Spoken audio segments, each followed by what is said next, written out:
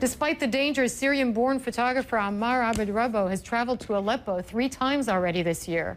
His work captures how the civil war has devastated the city and shows just how difficult life has become for the people living there. Ammar joins me now live from Paris with a closer look at the photographs. Thanks for being with us, Ammar, and I want to get to these pictures as quickly as possible. People remember the Umayyad Mosque and that minaret from the 11th century. That fell to the ground, and there's a picture you took there of the inside of the courtyard of the mosque, and in the right-hand corner there, a pile of rubble that used to be the minaret. Exactly. It didn't fall on the ground. It was shelled. It was destroyed. What the warriors on the ground tell me is something really interesting. They say this mosque and all these monuments don't belong to us, and they don't belong to Bashar al-Assad. They belong to humanity, to mankind. We have to keep them. We have to protect them. That was very interesting. And the problem, though, is that you have rebels that have taken position in that part of the city, and they're in an open battle with government forces, and it's leading to the destruction of this heritage that, as you said, belongs to the world, not to anyone in particular. The next photo is the beautiful covered market of Aleppo, the largest in the world probably, and it's shocking to see it like this. Exactly. It's among the largest and probably one of the oldest. I mean, some places of the market are maybe 700 or 800 years old. And it's really shocking. This place used to be filled with people, filled with activity, a very lively area. And to see it like this is really something terrible. Let me go to the next picture here, because we had these two in order, and then the next one I decided should just be random.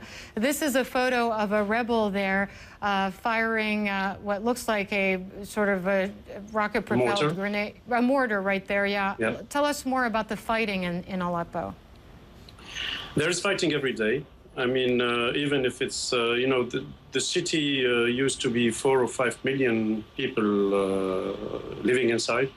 Now in the areas controlled by the rebels, there are still around 2 million people. And these 2 million people are struggling every day, but still I mean, it doesn't mean their situation is, they don't live a peaceful life.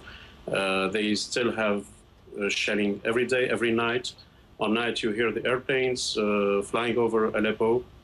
It's a way to wake up people and to threaten them, and you know, it's a way of a pressure, you know, daily pressure. Let's go to the next image here. Now, this is, and I think this is a woman, right? That has kind of a cap, and I see a handcuff there to her side and an AK that she's holding. Is that a woman?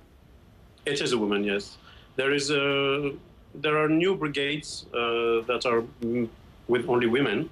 So it was very interesting for me as first of all, as a photographer, because it's very photogenic and very interesting, but also as a phenomena, you know, because some parts of Aleppo are quite conservative, and to see women fighting and bearing weapons and bearing handcuffs, etc., is something really new. It tells a lot also about the situation of the people and how desperate they are. Wait, these are women-only rebel brigades? Yes, absolutely. What kind, I mean, and they fight actively on the front lines?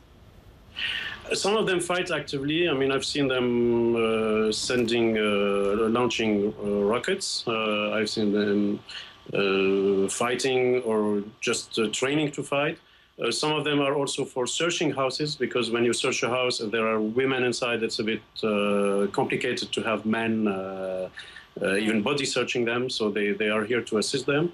And they do different kind of activities on the front and behind the front.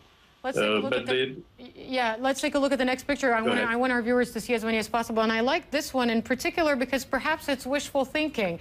It's the graffiti that says, if you translate it, after the revolution, we will break, essentially, the AK-47. We will break the weapons.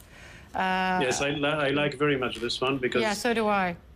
I mean, you hear a lot of people telling you, why do you want to send weapons to Syria? It's very complicated to get rid of the weapons later.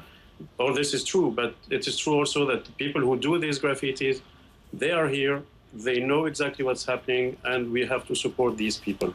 Right, and it's interesting that graffiti, it seems like it's something that was reproduced, kind of sort of a stencil there, so something that's reproduced here and there. Let's take a look at the next photo here, Amar.